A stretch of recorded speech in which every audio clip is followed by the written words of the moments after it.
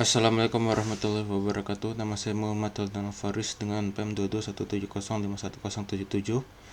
Saya akan mempresentasikan metodologi penelitian berjudul Inovasi Virtual Reality dalam Terapi dan Rehabilitasi Mental, Solusi Modern untuk Kesehatan Psikologis. Yang pertama, pendahuluan. Kesehatan mental merupakan salah satu isu global yang semakin mendapat perhatian, terutama dengan meningkatnya jumlah penderita gangguan mental seperti depresi, gangguan kecemasan, dan PTSD.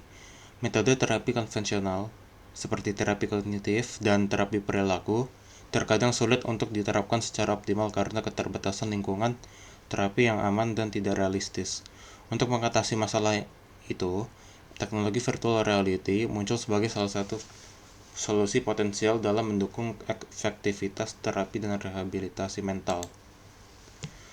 Lalu selanjutnya, rumusan masalah dan tujuan. Untuk rumusan masalah ada bagaimana implementasi teknologi virtual reality dapat menciptakan lingkungan terapi yang aman, terstruktur, dan interaktif untuk pasien dengan gangguan mental.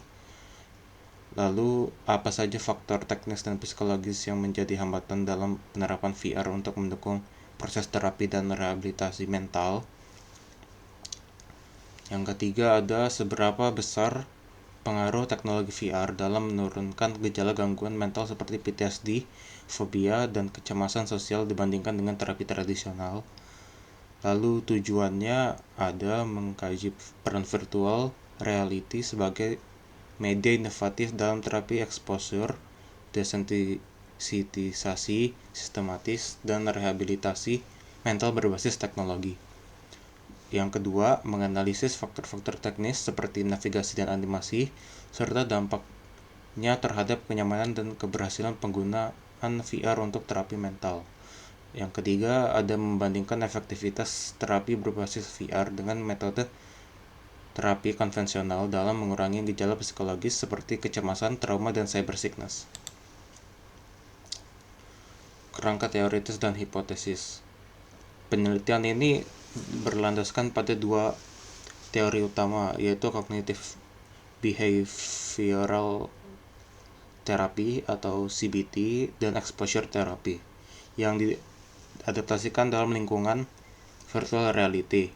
CBT merupakan pendekatan terapi yang berfokus kepada perubahan pola pikir dan perilaku maladaptif melalui proses intervensi yang terstruktur.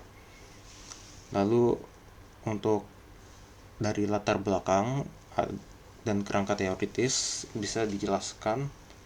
Hipotesis penelitiannya ada hipotesis 0, yaitu penerapan terapi berbasis virtual reality tidak memiliki pengaruh yang signifikan terhadap penurunan gejala kecemasan, PTSD, fobia, dan cyber sickness pada pasien dibandingkan dengan terapi konvensional.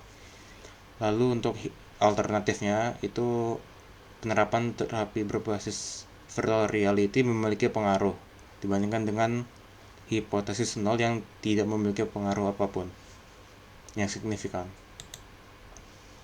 Tinjauan pustaka. Teknologi virtual reality menciptakan lingkungan yang aman dan terkendali untuk terapi mental, seperti terapi exposure untuk gangguan kecemasan, PTSD, dan fobia. Pasien dapat berhadapan dengan pemicu mereka dalam dunia virtual yang memungkinkan pendekatan bertahap terhadap terapi. Selain itu, VR juga dapat digunakan dalam rehabilitasi kognitif untuk meningkatkan keterlibatan pasien dalam latihan fisik dan mental yang dirancang dalam bentuk permainan yang interaktif. Seperti VR digunakan untuk simulasi situasi kehidupan nyata seperti berjalan atau berinteraksi dengan objek yang ada tergantung dengan permainannya.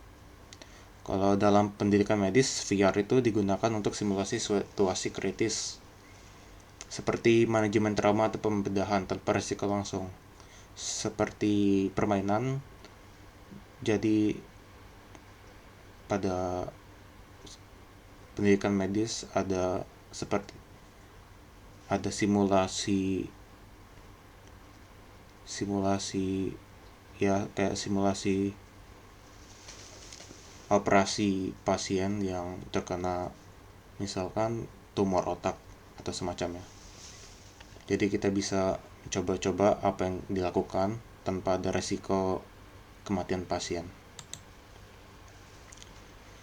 Konfrontasi teori dengan data lapangan. Penelitian ini melibatkan responden berusia 24 sampai 45 tahun yang terdiri dari 58% pria dan 42% wanita. Responden diuji dalam perlindungan VR, teleportasi versus lokomosi alami. Setiap sesi berdurasi 4 menit. Lalu untuk hasil penelitian ada navigasi teleportasi menghasilkan gejala cyber sickness yang lebih ringan. Lalu lingkungan tanpa animasi memberikan pengalaman yang paling nyaman daripada lingkungan yang memiliki animasi. Ketidaknyamanan umum, ketegangan mata, dan kesulitan fokus memiliki tingkat gejala tertinggi, sedangkan sendawa memiliki nilai terendah. Pengembangan ini dilakukan dalam menggunakan Unity 3D, Blender, dan GIMP dengan skrip berbasis bahasa C. Secara keseluruhan, VR meningkatkan keterampilan sosial, emosional, dan kognitif secara signifikan, tetapi elemen interaktif tertentu perlu dioptimalkan untuk mengurangi efek negatif pada pengguna. Tesis.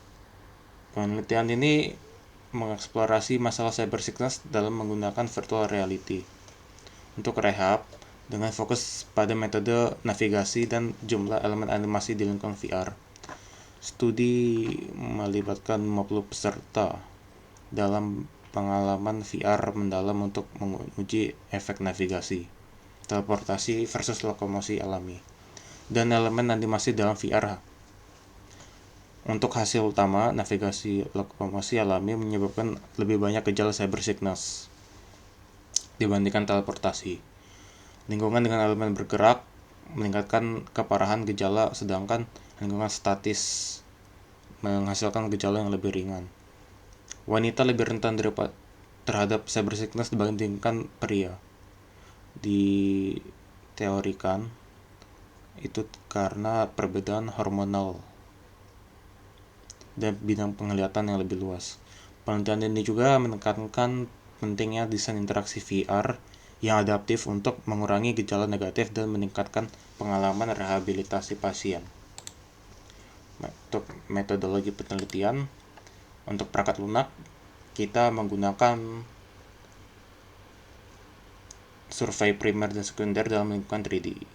Mendukung hingga 5 pengguna, 4 peserta, dan 1 instruktur secara bersamaan. Jadi kita butuh 5 VR headset ataupun alat lainnya yang bisa digunakan sebagai virtual reality. Lalu untuk aset visual dan skenario didasarkan pada referensi dunia nyata dengan masukan ahli trauma pediatrik untuk meningkatkan realisme. Lalu skenario bersifat dinamis dengan umpan balik kinerja kuantitatif dan kualitatif di akhir sesi. Dirancang untuk MetaQuest 2. Perangkat lunak ini masih dalam tahap penelitian dan belum tersedia di pasar.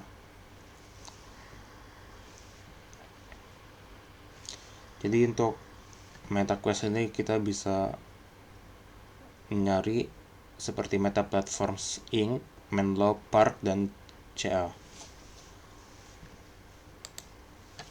Prosedur dan simulasi skenario.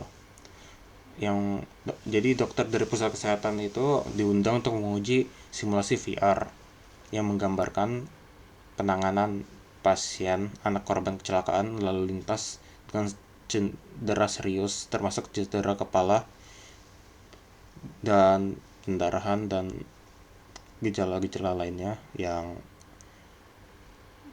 dinyatakan penting untuk pelatihan ini. Lalu para peserta akan mengambil peran sebagai pemimpin tim trauma dan melaksanakan penanganan sesuai protokol. yang protokol ATLS atau Advanced Trauma Life Support yang melibatkan penilaian jalan napas, pernapasan, sirkulasi, disabilitas, dan paparan. Simulasi ini berlangsung selama 15 menit untuk manajemen awal dengan tindakan seperti intubasi, pemasangan selang dada, dan konsultasi bedah. Penulis studi membantu peserta dalam menjalankan tindakan yang dibutuhkan untuk memberikan umpan balik berupa teks untuk pemeriksaan fisik. Tahap berikutnya melibatkan eksplorasi lebih lanjut alat VR, seperti monitoring pasien, penggunaan pita Brusselaw, pemberian obat, dan pemintaan hasil lab selama 10 menit. Setelah simulasi, peserta mengisi survei yang dikirim melalui email yang harus diselesaikan dalam waktu 1 minggu untuk mengevaluasi pengalaman dan efektivitas simulasi VR dalam pelatihan trauma. Untuk pelaksanaan dan pengamatannya, untuk menilai keabsahan perangkat lunak, partisipan diminta mengisi survei yang disusun berdasarkan penelitian sebelumnya tentang VR. Mengingat tidak ada kuesioner spesifik untuk pendidikan trauma, penulis akan menyusun 2 kuesioner khusus, satu untuk menilai keabsahan muka dan satu lagi untuk keabsahan isi. Kuesioner tersebut kemudian ditinjau oleh 2 pengulas independen untuk memastikan keterbacaan dan minimalisir potensi salah tafsir. Untuk survei digunakan skala Likert 5 poin. 1 sangat setuju, 5 sangat setuju, dan cybersickness itu dinilai menggunakan metodologi yang dijelaskan oleh Kim et al. Di akhir survei, peserta diberikan ruang untuk memberikan komentar tambahan dalam format teks bebas guna mencangkup aspek-aspek yang belum tercangkup dalam survei. Lalu pengamatan dilakukan terhadap respon pengguna dengan hasil dianalisis menggunakan median dan rentang interkuartil, serta komentar peserta disertakan di bagian hasil. Sekian dari presentasi metodologi penelitian. Saya mohon maaf jika ada kesalahan dalam berkata. Terima kasih telah menonton. Saya ucapkan terima kasih. Wassalamualaikum warahmatullahi wabarakatuh.